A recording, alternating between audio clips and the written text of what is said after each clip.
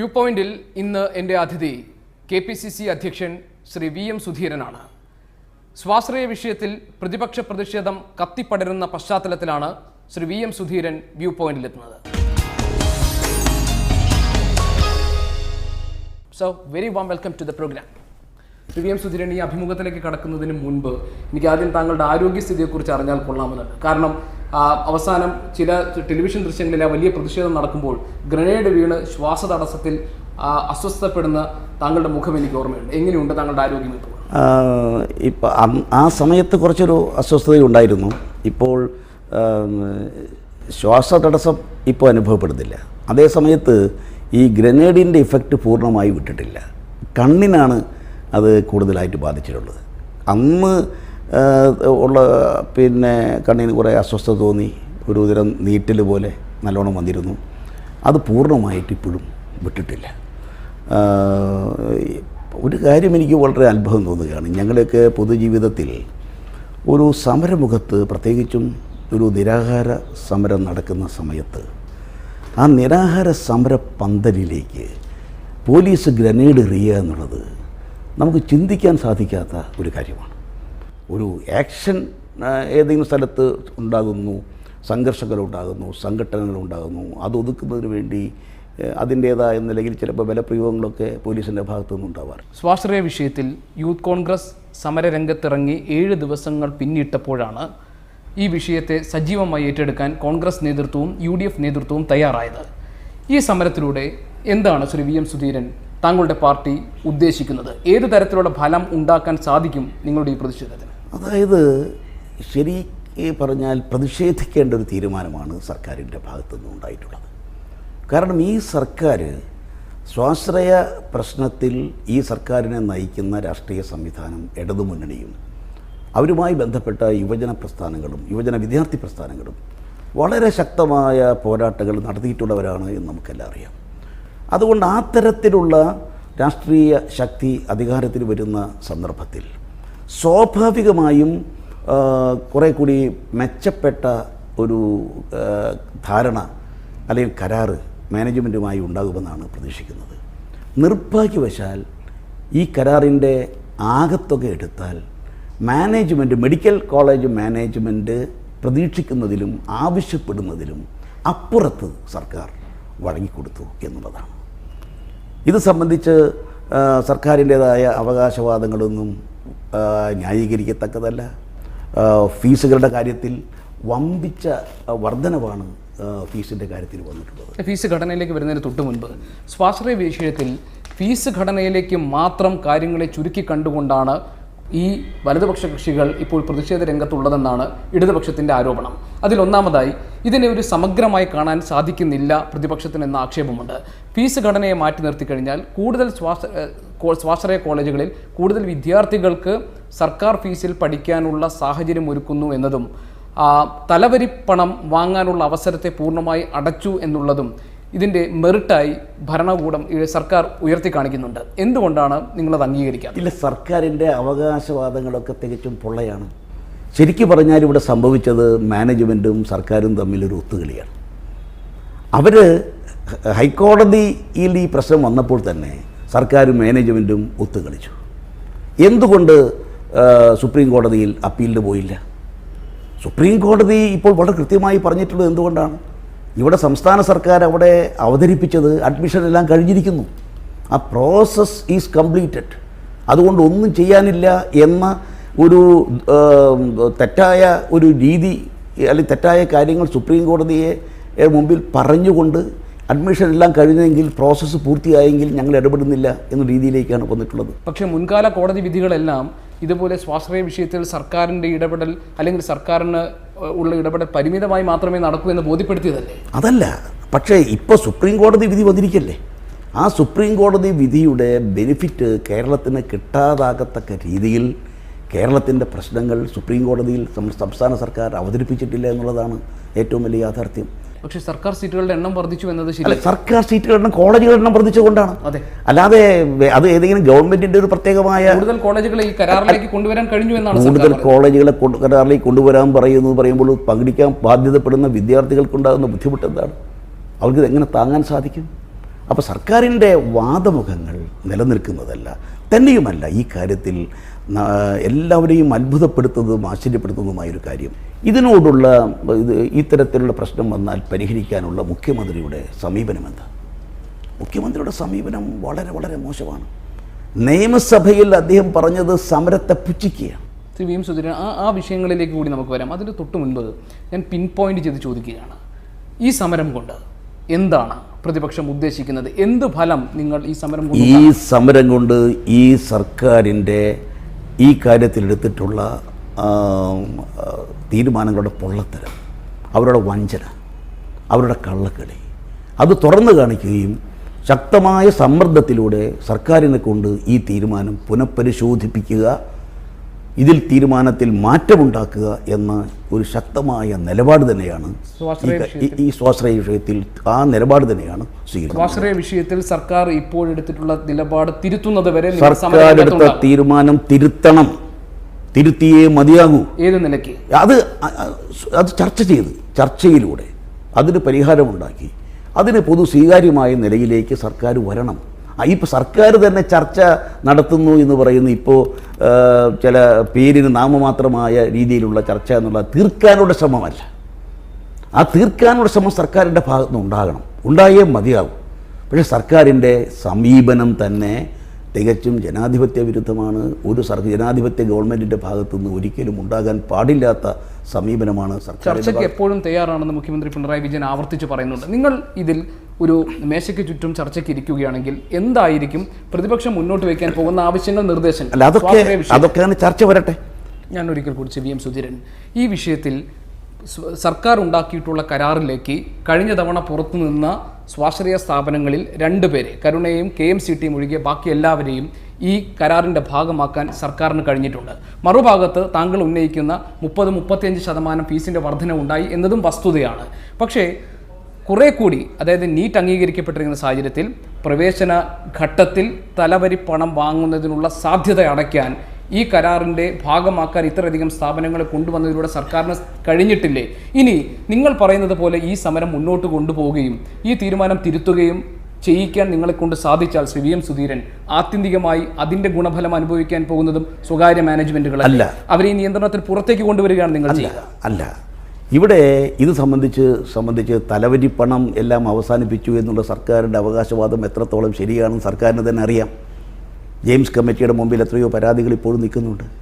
അപ്പോൾ അതൊന്നല്ല വിഷയം. അതൊക്കെ ഒരു ചർച്ച വരുന്ന സന്ദർഭത്തിൽ ഫേസ് ടു ഫേസ് ചർച്ചയിൽ ഈ കാര്യങ്ങൾ സംസാരിക്കുക എന്നല്ലാതെ ഏതെങ്കിലും തരത്തിലുള്ള അവകാശവാദങ്ങൾ, ഏതെങ്കിലും തരത്തിലുള്ള പ്രഖ്യാപനങ്ങൾ ഏകപക്ഷീയമായി പറയുകയോ അല്ലെങ്കിൽ അത് ആളുകൾ അടിച്ചേൽപ്പിക്കാൻ ശ്രമിക്കുകയോ ചെയ്തുകൊണ്ട് യാതൊരു പ്രയോജനമില്ല.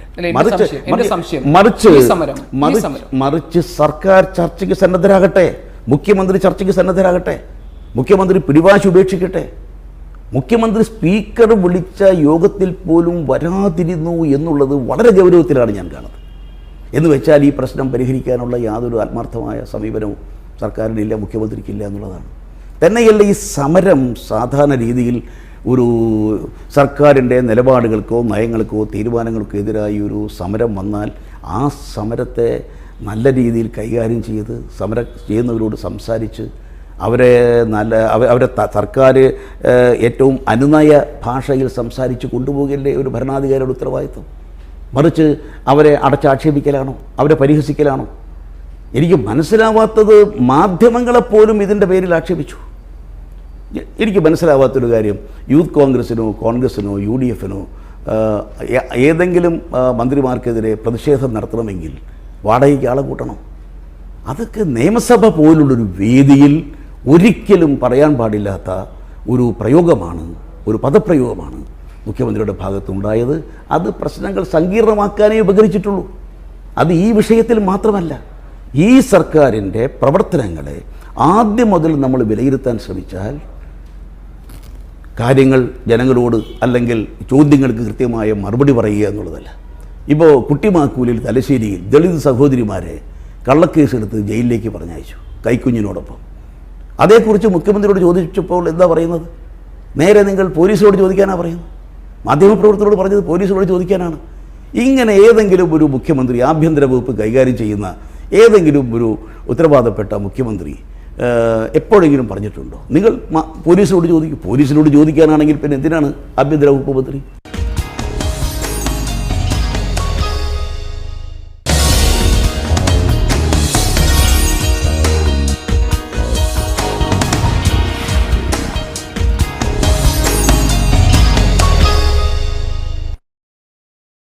ശ്രീ എം സുധീരൻ, ഈ അഭിമുഖത്തിൽ എനിക്ക് ഇപ്പോഴും വ്യക്തത കിട്ടാത്തൊരു കാര്യം സ്വാശ്രയ വിഷയത്തിൽ എന്താണ് യഥാർത്ഥത്തിൽ പ്രതിപക്ഷം ആവശ്യപ്പെടുന്നത് എന്ന കാര്യത്തിലാണ്. അതായത് നിങ്ങൾ പറയുന്നു ഇപ്പോഴുണ്ടാക്കിയിട്ടുള്ള ധാരണയിൽ പൊളിച്ചെഴുത്ത് വേണം എന്ന് പറയുമ്പോൾ ഫീസ് ഘടനയിൽ മാറ്റം വേണം എന്നാണോ?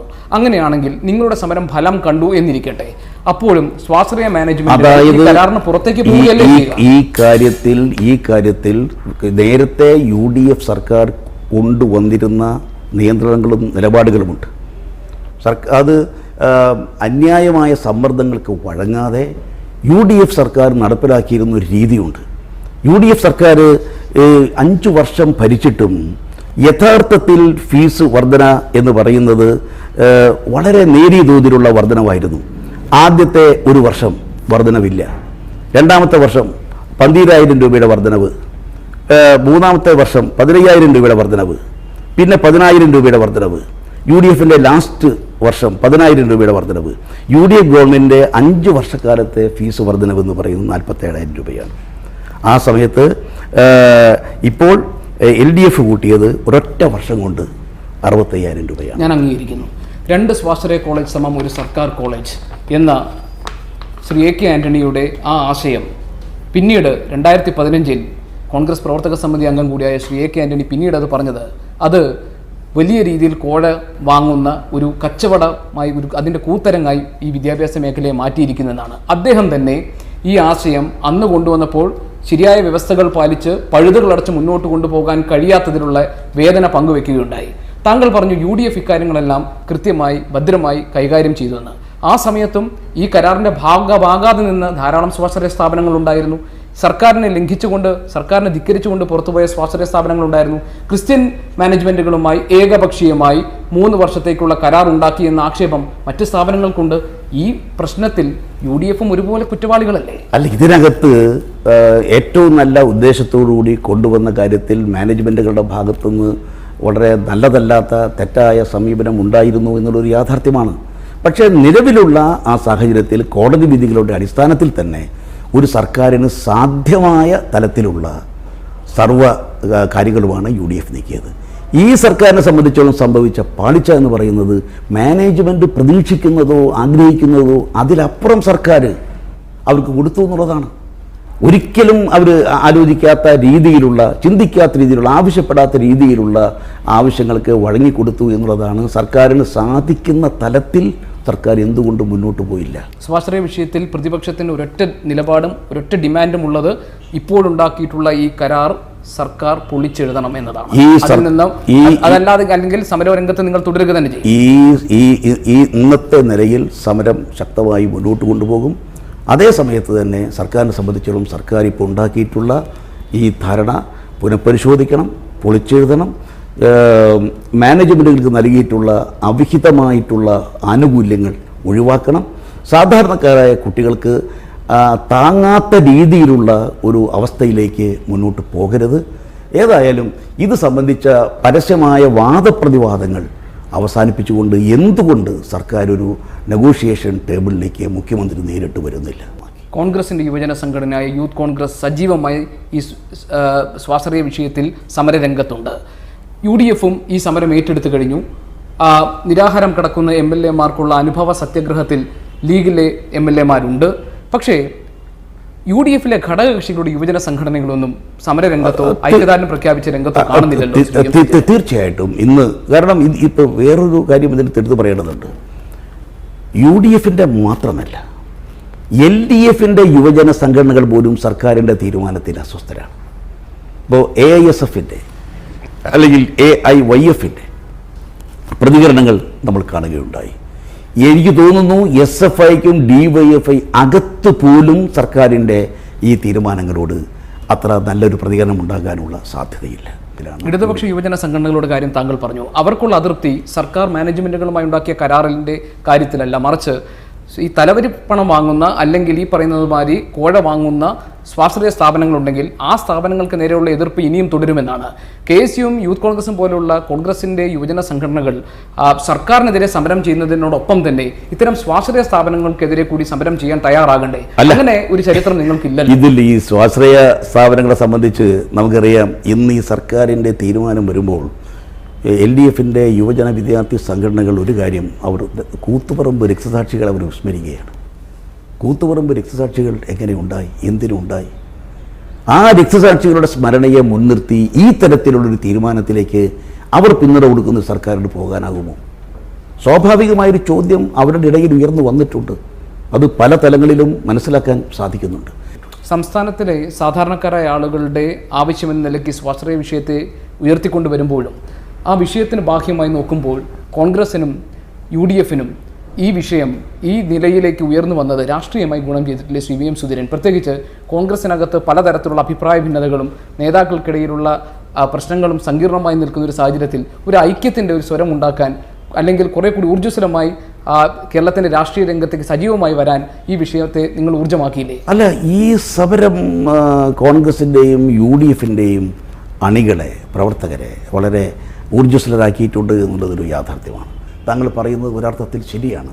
കാരണം UDFിൻ്റെ, കോൺഗ്രസിൻ്റെ സർവ്വതലത്തിലുള്ള അണികളെയും പ്രവർത്തകരെയും കൂടുതൽ ഊർജ്ജസ്വലരാക്കുക. കാരണം പ്രതിഷേധ വികാരം ശക്തമാകുമ്പോഴാണല്ലോ അവർ സ്വയം ഇറങ്ങുന്നത്. ആ ഒരു സാഹചര്യം ഈ സർക്കാരിൻ്റെ നിലപാട് മൂലം വന്നിരിക്കുന്നു. ശക്തമായ പ്രതിഷേധം രാജ്യവ്യാപകമായി, സംസ്ഥാന വ്യാപകമായി ഉയർന്നു വരുന്നുണ്ട്. അത് കൂടുതൽ ശക്തമായി വരുന്നതിന് ഇടവരുത്തും. സ്വാഭാവികമായി അത് കോൺഗ്രസിൻ്റെ പ്രവർത്തനങ്ങൾക്ക്, UDFിൻ്റെ പ്രവർത്തനങ്ങൾക്ക് കൂടുതൽ കരുത്തും ശക്തിയും പകരുമെന്ന കാര്യത്തിൽ സംശയമില്ല.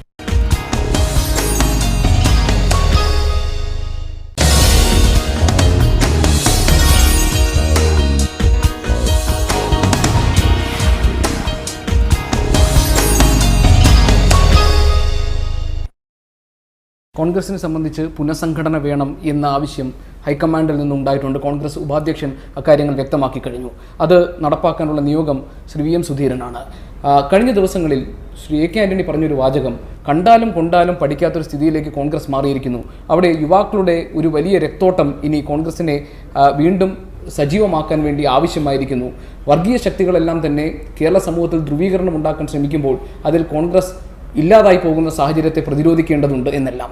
എങ്ങനെയാണ് ഈ പുനഃസംഘടന നടപ്പാക്കാൻ പോകുന്നത്? ഏത് നിലയ്ക്കാണ് യുവാക്കൾക്ക് ഈ പാർട്ടിക്കകത്ത് പ്രാതിനിധ്യം കൊണ്ടുവരാൻ അധ്യക്ഷൻ ഉദ്ദേശിച്ചത്? ഞാൻ ഈ സംഭാഷണത്തിൽ കോൺഗ്രസിൻ്റെ വിഷയങ്ങളിലേക്ക് പോകാൻ ഇപ്പം മുതിരുന്നില്ല. കാരണം അതിന് സമയമായിട്ടില്ല.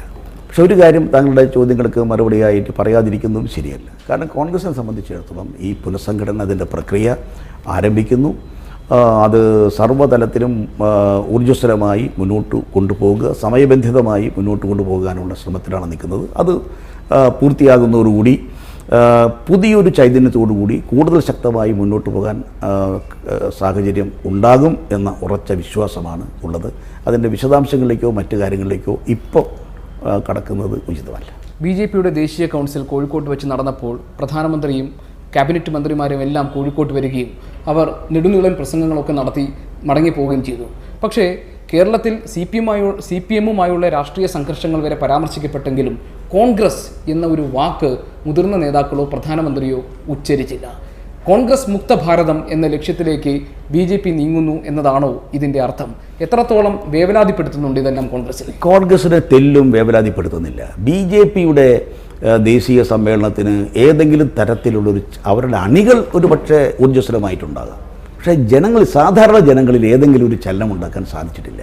കാരണം അവരുടെ വാക്കുകളൊന്നും വലിയ കാര്യമില്ല. ഒന്നാമത് ഈ BJP സമ്മേളനം ദേശീയ കൗൺസിൽ ഇപ്പോൾ നടക്കാൻ പാടില്ലായിരുന്നു.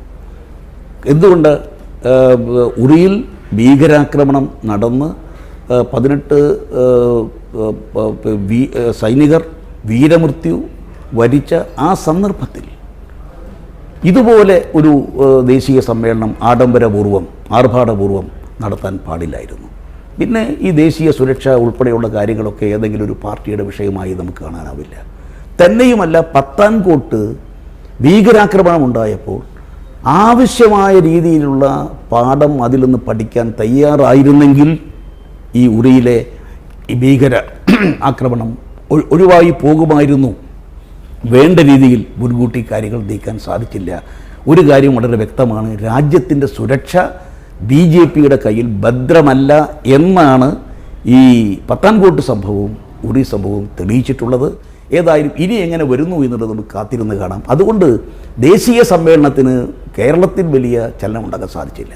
ശ്രീ VM സുധീരൻ, സംഘടനയുമായി ബന്ധപ്പെട്ട ചോദ്യങ്ങൾക്ക് ഈ അഭിമുഖത്തിൽ മറുപടി പറയാൻ ഇപ്പോൾ താല്പര്യപ്പെടുന്നില്ല എന്ന് താങ്കൾ പറഞ്ഞത് ഞാൻ മനസ്സിലാക്കുന്നു. ഈ അഭിമുഖം അവസാനിപ്പിക്കുന്നതിന് മുൻപ് ഒരൊറ്റ കാര്യം ശ്രീ VM സുധീരൻ, ഈ അടുത്ത കാലത്തായി സ്വാശ്രയ വിഷയത്തിൽ താങ്കൾ ഉൾപ്പെടെയുള്ള നേതാക്കളുടെ പോരാട്ടമുഖം കേരളം കാണുന്നുണ്ട്. പാർട്ടിക്കകത്തും ഒരു പോരാളിയായി നിൽക്കേണ്ട സാഹചര്യം താങ്കൾക്കുണ്ടോ? പാളയത്തിൽ പടയുണ്ടോ?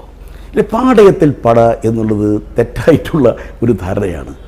യാതൊരു തരത്തിലുള്ള തരത്തിലുള്ള ഒരു ഭീഷണിയും പാർട്ടിക്കില്ല. പാർട്ടിയെ സംബന്ധിച്ചിടത്തോളം പാർട്ടി സ്വാഭാവികമായും ഒരു ജനാധിപത്യ സംവിധാനത്തിൽ വിശ്വസിക്കുന്ന പാർട്ടി എന്നുള്ള വ്യത്യസ്ത അഭിപ്രായങ്ങളുണ്ടാകാം. പക്ഷേ ആ വ്യത്യസ്ത അഭിപ്രായങ്ങളെല്ലാം പൊതുവായ കാര്യങ്ങൾ കൈകാര്യം ചെയ്യുന്ന അവസരത്തിൽ അതെല്ലാം വിസ്മരിച്ചുകൊണ്ട് തന്നെ ഒറ്റക്കെട്ടായി മുന്നോട്ട് പോകും.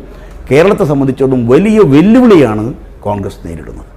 കാരണം CPMൻ്റെ അക്രമ രാഷ്ട്രീയവും ജനദ്രോഹ നയങ്ങളും ഒരു ഭാഗത്ത്, കേന്ദ്ര സർക്കാരിൻ്റെ പിന്തുണയോടുകൂടി BJPയുടെ കടന്നാക്രമണം മറുഭാഗത്ത്. ഈ രണ്ടും രാജ്യത്തിന്, സംസ്ഥാനത്തിന് ആപൽക്കരമാണ്, ആപത്താണ്. ഇതിനെ അഭിമുഖീകരിക്കുക എന്നുള്ള വലിയ ദൗത്യം കേരളത്തിൽ നിറവേറ്റുമ്പോഴും ദേശീയ തലത്തിൽ ഇന്ത്യയിലെ ജനങ്ങളുടെ രക്ഷയ്ക്ക് കോൺഗ്രസ് ശക്തമായി മുന്നോട്ട് പോകേണ്ടത് ആവശ്യമാണ്. ആ തരത്തിലുള്ള പ്രവർത്തനങ്ങളുമായി ദേശീയ നേതൃത്വത്തിന് പൂർണ്ണമായ പിന്തുണ നൽകി യഥാർത്ഥ ജനാധിപത്യ മതേതര പ്രസ്ഥാനമായിട്ടുള്ള കോൺഗ്രസിൻ്റെ സംരക്ഷണം ജനങ്ങൾക്ക് ഉറപ്പുവരുത്താനും BJPയുടെയും അതുപോലുള്ള സാമൂഹ്യ വിരുദ്ധ രാജ്യദ്രോഹപരമായി ചിന്തിക്കുന്ന ശക്തികളുടെയും പ്രവർത്തനങ്ങളെ നിർവീര്യമാക്കാനും നിഷ്ക്രിയമാക്കാനും നിശ്ചലമാക്കാനും നിർമ്മാർജ്ജനം ചെയ്യാനും സാധിക്കുന്ന ഒരു തലത്തിലേക്ക് പാർട്ടിയെ കൊണ്ടുപോകുക എന്നുള്ളതാണ്. താൽക്കാലികമായ തിരിച്ചടികളൊന്നും ഒരു പ്രശ്നമല്ല. തെരഞ്ഞെടുപ്പ് രംഗത്ത് പരാജയമുണ്ടാകാം, വിജയമുണ്ടാകാം. അത് ദേശീയ തലത്തിൽ നേരത്തെ ഉണ്ടായിട്ടുണ്ട്, സംസ്ഥാന തലത്തിൽ ഉണ്ടായിട്ടുണ്ട്. പക്ഷേ ഈ പരാജയങ്ങളെ അതിൻ്റെ ഫലമായി ഉണ്ടാകുന്ന ചില പ്രയാസങ്ങളും ബുദ്ധിമുട്ടുകളും താൽക്കാലികമായി ഉണ്ടാകാം. പക്ഷേ ഇതിനൊക്കെ അതിജീവിച്ചുകൊണ്ട് ഇന്ത്യൻ നാഷണൽ കോൺഗ്രസ് കേരളത്തിലും ദേശീയ തലത്തിലും പൂർവാധികം ശക്തിയോടെ മുന്നോട്ട് കുതിക്കും. ലക്ഷ്യത്തിലേക്കുള്ള യാത്ര ഐക്യത്തോടെ ആകട്ടെ. തീർച്ചയായിട്ടും. Thank you.